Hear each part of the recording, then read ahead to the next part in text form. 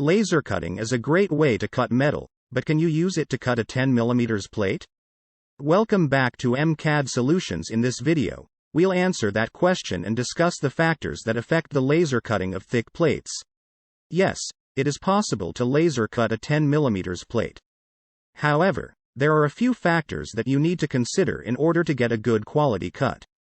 These factors include the power of the laser, the type of laser, the speed of the laser, and the type of metal that you are cutting. The power of the laser is the most important factor. A laser with a higher power will be able to cut through a thicker plate. However, a laser with too much power can cause the plate to melt or warp. The type of laser also matters. A fiber laser is typically better for cutting thick plates than a CO2 laser. This is because fiber lasers have a higher power and a narrower beam, which makes them more precise. The speed of the laser also matters.